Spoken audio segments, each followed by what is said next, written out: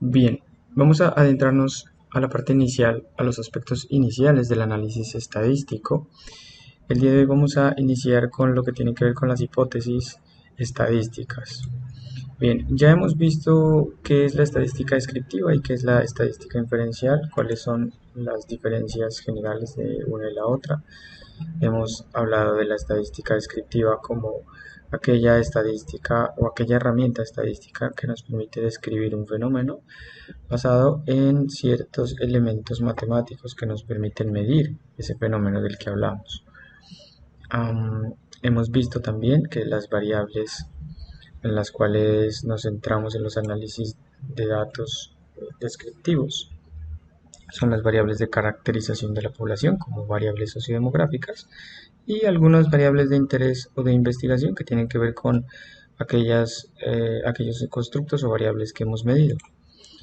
De igual manera, hablamos que la estadística descriptiva hace uso o echa mano de medidas de tendencia central como media, mediana y moda para poder describir el fenómeno, las medidas de dispersión como la desviación estándar y la varianza, y las medidas de posición como son los cuartiles, deciles, percentiles.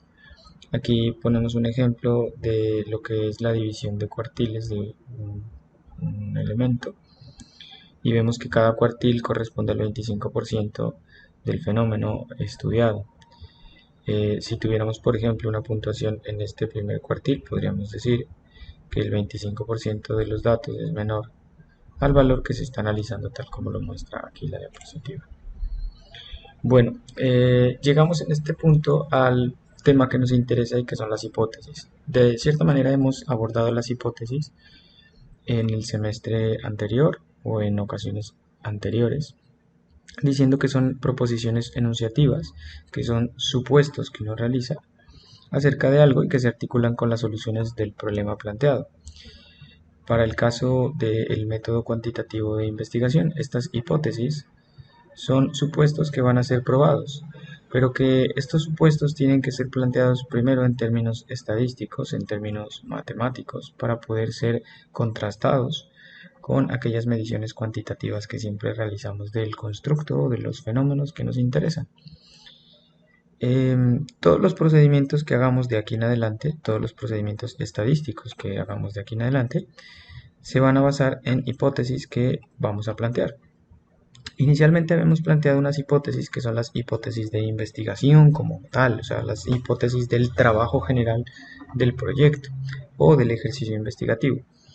Ahora lo que vamos a hacer es traducir de cierta manera esas hipótesis planteadas en términos estadísticos. Bueno,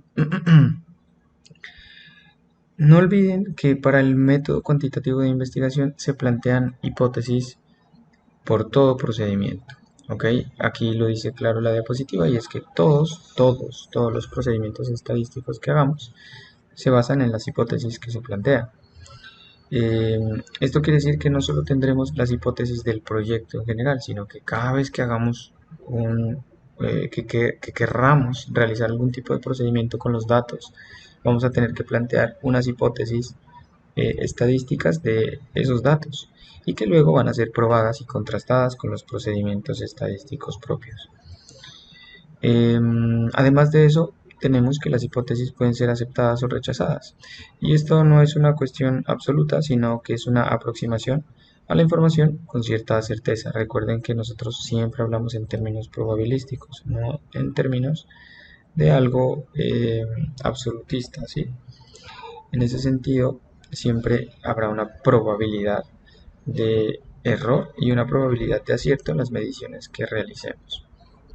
Bueno, lo más importante de la diapositiva es lo que aparece en la parte derecha y es que existen dos tipos de hipótesis. Ustedes ya lo saben, hipótesis nula e hipótesis de investigación. Solo que en términos estadísticos, estas hipótesis tienen unas particularidades. La primera de ellas es que la hipótesis del investigador es siempre, recuerden esto, siempre la hipótesis que buscamos aceptar. Siempre la hipótesis que buscamos aceptar. Perdón. Por otro lado, la hipótesis nula es siempre la hipótesis que buscamos rechazar. ¿Ok? Ustedes ya saben que para denotar la hipótesis nula se utiliza la HO o H sub 0 y para denotar la hipótesis de la investigación HI o H1. Bueno, recuerden lo que les acabo de decir. La hipótesis nula es la que buscamos rechazar y la de investigación es la que buscamos aceptar. Ahora bien, aquí viene lo más importante de esta diapositiva y es que las hipótesis de la investigador, son siempre hipótesis de diferencia. Recuerden esto es lo más importante de todo. La hipótesis de investigación en términos estadísticos siempre es una hipótesis de diferencia. Ya vamos a ver qué implicaciones tiene esto. Por otro lado, la hipótesis nula en términos estadísticos es una hipótesis de igualdad, siempre una hipótesis de igualdad. ¿Okay?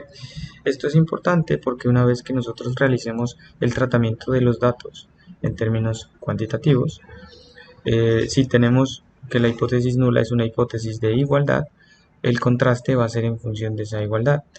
Por su parte, en las hipótesis del investigador, ese contraste va a ser en función de una diferencia. ¿Okay? Esto en términos matemáticos, en términos estadísticos, es más sencillo de manejar que si simplemente dijéramos la hipótesis en términos textuales, como lo hemos hecho anteriormente, como se entiende las hipótesis del proyecto de investigación o del ejercicio investigativo como tal. Traducir esa hipótesis, que inicialmente era una hipótesis textual de un supuesto que teníamos acerca de algo, por ejemplo, cuando decimos la variable A y la variable B se correlacionan, esa hipótesis textual, traducirla a términos matemáticos estadísticos diciendo existe diferencia entre X y Y variable en términos de una correlación, es mucho más sencillo en su tratamiento matemático con respecto a los objetivos que nosotros planteemos. Es decir, es más sencillo hacer una comparación cuando sabemos que hay una diferencia o una igualdad que hacerlo en términos textuales. Bueno, bien. Lo siguiente que vamos a hablar es que estas hipótesis de las que hemos estado hablando hasta el momento tienen ciertas implicaciones. Les decía yo, las hipótesis son supuestos y son supuestos que vamos a comprobar.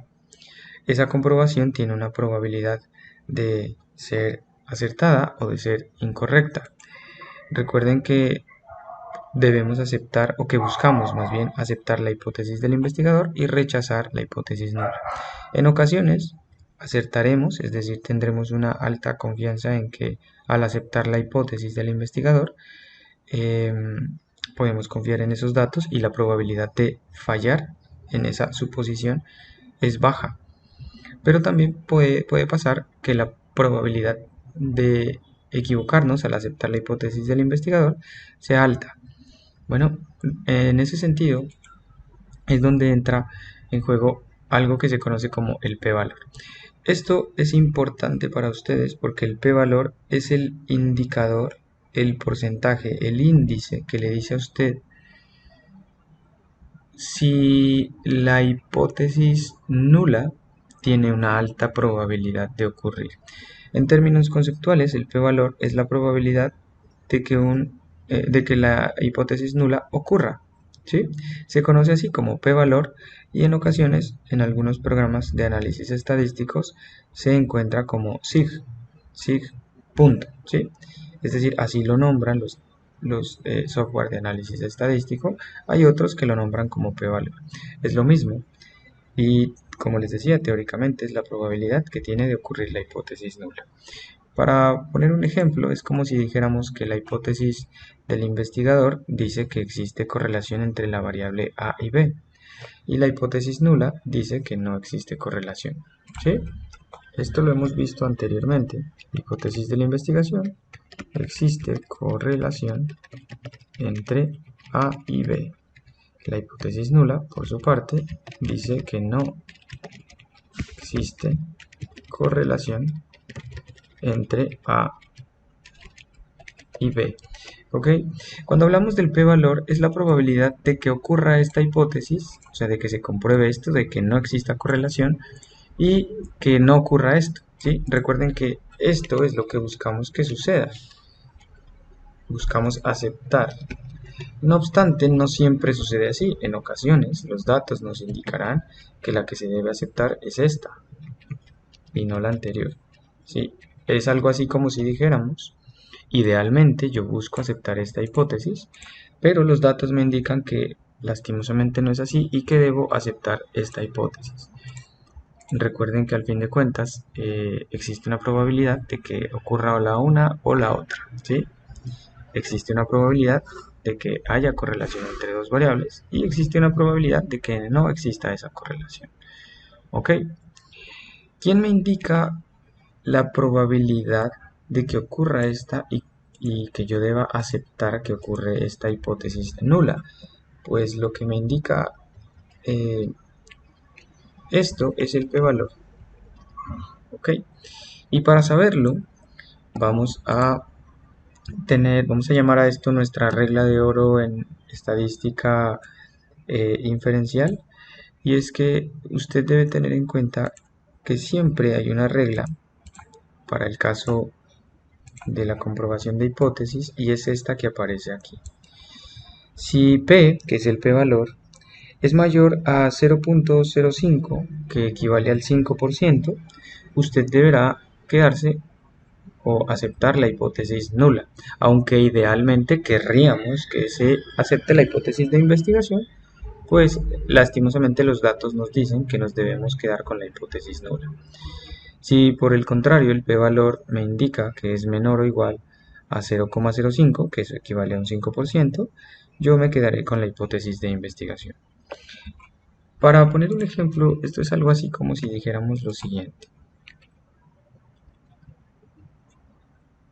Permítanme. Esto es más o menos como si dijéramos lo siguiente. Al hacer el análisis de datos de su análisis estadístico en el software, supongamos que los datos que usted puso, que corrió en su software, una vez recolectados y con su base de datos particular, hizo todos los análisis y el software le arroja a usted un p-valor de 0,03. ¿Sí? Usted tiene la regla de oro, la que le indica que si el p-valor es mayor que 0,05, ¿sí? Esta regla de aquí, mírenla, esta, si es mayor que 0,05, le dice usted deberá quedarse con la hipótesis nula. Si el p-valor es menor o igual a 0,05, usted deberá quedarse con la hipótesis de investigación, ¿sí? Tal como lo muestra acá. Ahora bien, les decía, imagine que usted obtuvo este p-valor en su software. Pues usted compara. ¿Cómo compara? Usted dice, bueno, mi p-valor es de 0,03 y se pregunta usted, ¿esto es mayor? ¿Es mayor o menor que 0,05?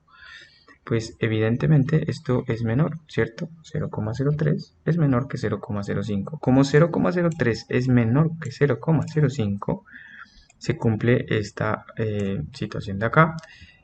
En ese sentido, al cumplirse esta de que el p-valor es menor a 0,05, usted deberá quedarse con la hipótesis de investigación. Si lo que estamos analizando en nuestras hipótesis es que por un lado tenemos como hipótesis de investigación que existe correlación entre A y B, y por otro lado que no la existe, y nuestros datos nos indican que yo debo quedarme con la hipótesis del investigador porque el p-valor fue menor a 0,05, entonces yo podré decir que existe correlación entre A y B. Por el contrario, si nuestro p-valor nos hubiera dado algo como 0,2, usted se pregunta nuevamente, 0,2 ¿es mayor o es menor que 0,5? 0,05. Pues obviamente es mayor. Como es mayor, yo me debería quedar no con la hipótesis del investigador, sino con la hipótesis nula. En ese caso, cuando eso suceda, pues usted deberá aceptar esta hipótesis para el ejemplo, y es que no existe correlación entre A y B. ¿Ok? Como pueden darse cuenta, el p-valor es el indicador que me dice a mí con cuál de las hipótesis yo me quedo en mi estudio. ¿Por qué 0,05? Recuerden que yo les decía que las mediciones tienen una probabilidad de acierto y una probabilidad de error, ¿cierto? Si pusiéramos el ejemplo que hemos puesto en ocasiones anteriores, en donde yo le dijera a usted, mire, usted se va a una farmacia y le pasan varios preservativos o varios métodos de planificación y le dicen a usted, este que le estoy mostrando tiene una efectividad, un acierto del 95%, le indica que eso tiene una probabilidad de error del 5%. ¿Qué quiere decir? Que de 100 veces que es usado, o de 100 personas que usan este método anticonceptivo, 5 veces falla ese método. ¿Sí? Toda la medición humana siempre tiene una probabilidad de error. Puede ser que el método anticonceptivo tenga un 99% de probabilidades de acierto y un error del 1%. Para el caso de lo que estamos haciendo nosotros, el p-valor representa ese 5% de error. Y es algo así como, imagínense que yo tuviera como hipótesis de investigación usar este anticonceptivo. Funcionará. Y como hipótesis nula, usar este anticonceptivo o este método anticonceptivo no funcionará. Sí, esas son mis dos hipótesis cuando yo voy a usar un método anticonceptivo, o que funcione o que no funcione. Lógicamente yo quiero que funcione, pero no siempre es así, la realidad no siempre funciona de esa manera. Si yo utilizo un método anticonceptivo que me dice que tiene un acierto del 95% y un error del 5%, este error lo que me está indicando es la probabilidad de que ocurra esto, que el método anticonceptivo no funcione. Ahora bien, si yo tuviera que correr unos datos, como lo hemos hecho, es decir, que usted recolecte, levante datos, y posterior a ello los ponga a analizar en su software, y de repente su software le dice que el p-valor de sus datos es de 0,04, pues usted compara 0,04 es mayor o menor a 0,05. En este caso es menor. Y como es menor, pues nos dirigimos a nuestra regla, esta que aparece aquí, recuerden. Si es menor, usted se queda con la hipótesis de investigación, que es esta, que su método anticonceptivo funcionará. ¿Listo? Es más o menos así lo que ocurre con esto del p-valor. Así para todas las hipótesis. Ahora bien, lo importante, como lo señala la diapositiva, es que rechazar o aceptar una de las hipótesis, con base en ese análisis estadístico, puede terminar en un error si no se realiza de manera adecuada. Estos errores, es decir, el aceptar o rechazar una hipótesis cuando no corresponde, se conocen como errores de tipo 1 y errores de tipo 2. Recuerden esto, errores de tipo 1 y errores de tipo 2. Vamos a ver a qué hace referencia. Miren, esto es una tabla cruzada que tiene dos posibles situaciones cruzadas a la vez, lo que da una posibilidad de 4 situaciones específicas al cruzar las dos variables. ¿Cuáles son las variables en este caso? Que las hipótesis se pueden aceptar o se pueden rechazar. ¿Cuáles? Las hipótesis nulas. Yo puedo rechazar una hipótesis nula o aceptarla. Por otro lado, la hipótesis puede ser verdadera o puede ser falsa. ¿Sí? Es decir, cuando alguien dice algo cierto o cuando alguien dice algo falso. Por ejemplo, si yo digo la Tierra es plana, eso puede ser verdadero o puede ser falso. Y esa hipótesis de que la Tierra es plana puede ser aceptada o puede ser rechazada. ¿Ok? Miren que al hacer el cruce tenemos 4 posibilidades. Bueno, la primera es que yo puedo rechazar algo que es verdadero. La segunda es que yo puedo rechazar algo que es falso. La tercera sería que yo puedo rechazar algo que es verdadero. Puedo aceptar algo que es verdadero. Y la cuarta es que yo puedo aceptar algo que es falso. Bueno, como pueden ver en este cruce, existen dos posibilidades que son correctas. Es decir, si yo acepto algo que es verdadero, supongamos la Tierra es redonda o la Tierra es esférica, digámoslo así, ¿sí? si yo acepto algo que es verdadero, pues bueno, es correcto. Por otro lado, si yo rechazo algo que es falso, por ejemplo, cuando me dicen la Tierra es plana y yo lo rechazo, pues el planteamiento es correcto. No así cuando yo, por ejemplo, rechazo algo que es verdadero, supongamos, para el ejemplo que estoy poniendo, digamos que yo rechazo que la Tierra es eh, esférica, ¿sí? Ahí estoy cometiendo un error. Por otro lado, cuando yo acepto algo que es falso, estoy cometiendo otro error. Por ejemplo, cuando le dicen a usted que cuando le dicen que la Tierra es plana y usted acepta eso como verdadero cuando realmente es falso. Esto puede ponerse en otro tipo de ejemplos, como cuando usted dice que una vacuna funciona cuando realmente no lo es. Ahí está aceptando algo que es falso. O cuando usted rechaza algo que es verdadero, como cuando usted dice esa vacuna no funciona, pero realmente sí funciona. En esos dos casos, usted está cometiendo un error de tipo 1 o de tipo 2. De tipo 1, cuando usted rechaza algo que es cierto. De tipo 2, cuando usted no rechaza algo que debe haber rechazado porque es falso. ¿Listo? Esos se conocen como errores de tipo 1 y 2. ¿Y qué implicaciones tienen para lo que estábamos viendo acá? Pues que usted puede aceptar la hipótesis nula cuando esta es falsa, o puede aceptar la hipótesis nula, o puede no rechazar la hipótesis nula cuando esta es falsa, o puede rechazar la hipótesis nula cuando es verdadera. ¿Ok? Bien, vamos a poner un ejemplo. Imagine que usted tiene como hipótesis nula: mi pareja es fiel. ¿Sí? ¿Por qué lo ponemos en estos términos? Supongamos que llega alguien a contarle a usted que miró a su pareja siéndole infiel con otra persona. Entonces la hipótesis a probar es que su pareja es infiel porque la persona llegó a contarle precisamente que le están siendo infiel. Lo contrario de que su pareja sea infiel es que su pareja es fiel, ¿sí? O expresado en otros términos, mi pareja no es infiel. ¿Sí? Decir que mi pareja no es infiel es lo mismo que decir que mi pareja es fiel. ¿Listo? Espero que sea claro ahí.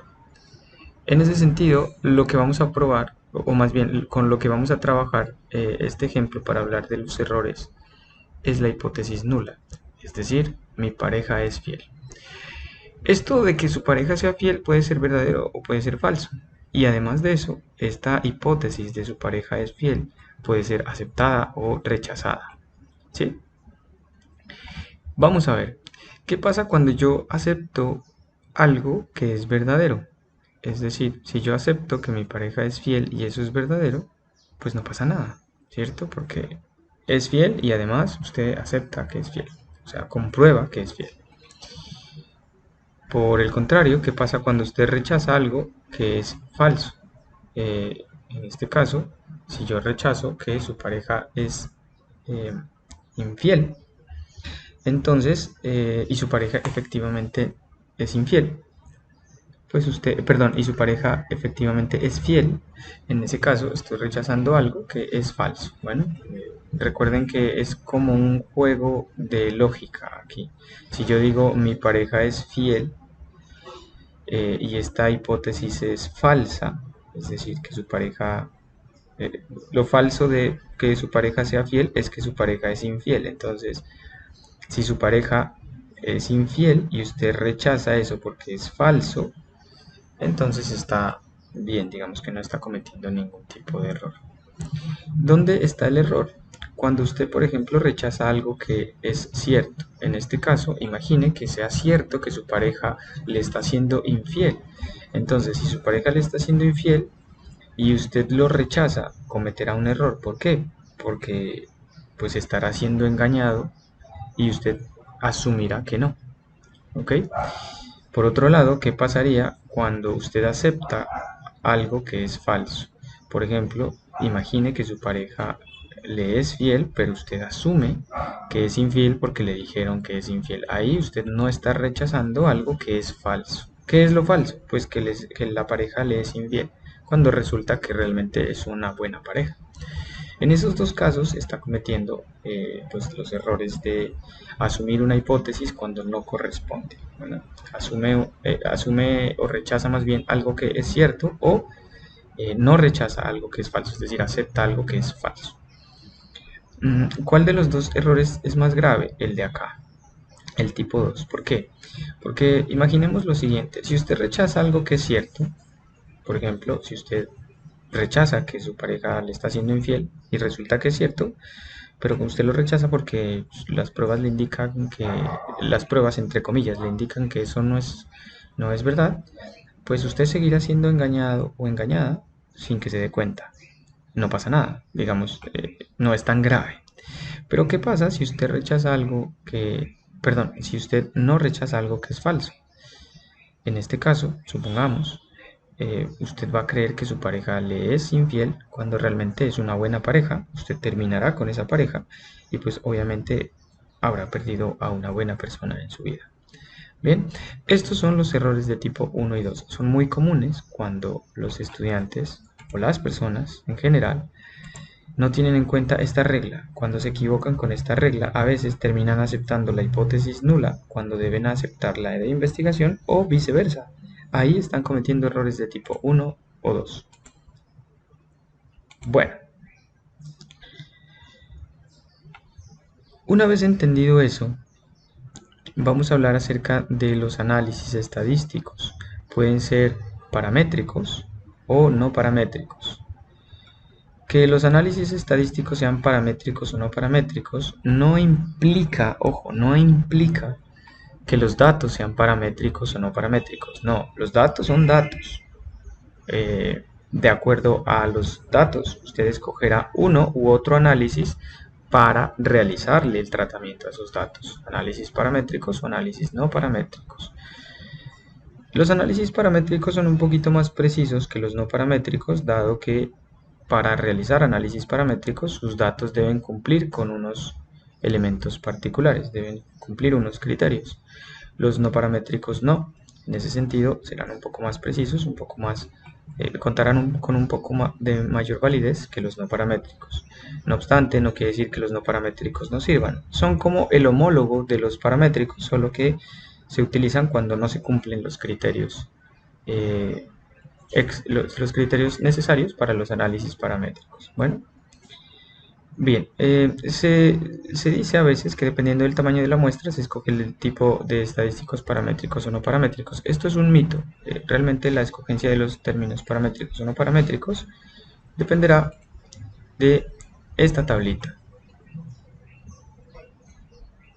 Para que sus datos sean tratados por un método paramétrico, usted debe cumplir primero que sus variables sean numéricas, tipo intervalo o razón, que exista normalidad en sus datos y que exista homocedasticidad en sus datos, al menos en la mayoría de los análisis.